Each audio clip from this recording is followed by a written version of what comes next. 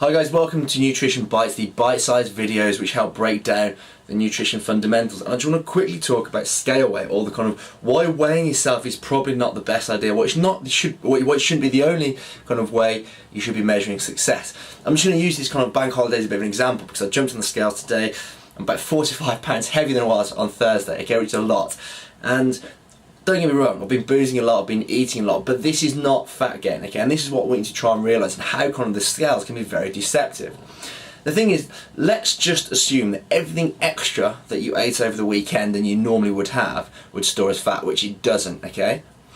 And at fat, okay, 1 pound of fat, that weighs what is the equivalent to about 3,500 calories. So just to put on 2 pounds of extra weight, okay, you'd have to eat an extra 7,000 calories, which is a lot of food and drink, okay? And remember, this wouldn't happen. You wouldn't store all that as fat. So to put on 4 pounds, you're talking 14,000 calories extra, which kind of shows something's not right here, okay? Because what it is to do with kind of water retention or kind of glycogen storage. You see what glycogen is? All it is stored carbohydrates, stored sugars. And every time you kind of you store these, okay, it stores with water. So every part glycogen, it stores with 2 to 3 parts water. So when you have a big increase in sugars, big increase in carbohydrates, you store it with this water to give this illusion that you put on loads and loads of weight. Well, you have put on the weight, but it gives the illusion that you put on fat weight. And I just want to make that kind of really, really clear that it's not fat, okay, it's really not.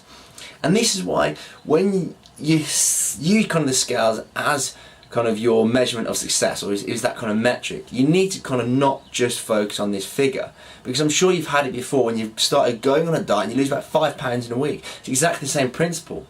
If kind of you drop kind of carbohydrates, you're going to get this big drop in weight, which is the majority of just water and store kind of glycogen, because you simply can't get rid of that much fat in a week. Now, I'm not saying you shouldn't use the scales, but what I am saying is you have to be aware of this, okay? You need to be aware that what time of day kind of you weigh yourself, hydration levels, food that you haven't digested, is all going to have an impact on this weight. So this is the reason why you need to start looking at other measures as well. Circumferentials, okay, just simple measurements around kind of your arms, your hips, your waist, your legs. This gives a good kind of objective measure if you're kind of getting small, if you're shrinking.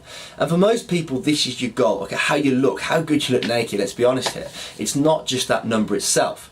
Again, don't get me wrong, it does have a bearing, especially if you've got a lot of weight to lose, but don't use this solely. The other one is photos, okay, again, that's why you're doing this for most people as well.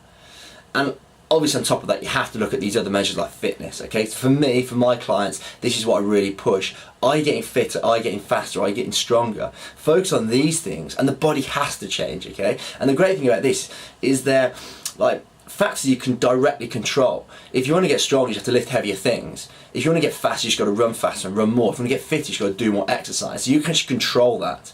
Whereas things like the numbers of the scales, you can't directly control. You have to do lots of other things to affect this scale weight. I'm going on a bit of a tangent here, but I think you can see my point, that scales isn't the be all and end all. The point I'm making here is that not to use scales as your only measurement of success. Don't get me wrong, they can provide a bit of an objective measure, but remember, this is not what's important. I know I've rambled a bit there, but I hope you've taken a little bit from it. Again, I'd love to hear your questions, okay? If you haven't already, check me out on social media, okay, Urban Energie Fitness, or check out the website, okay, urbanenergie.com, to download your free Nutrition 101 guide, and also check out the coaching options available. Until next time, stay healthy.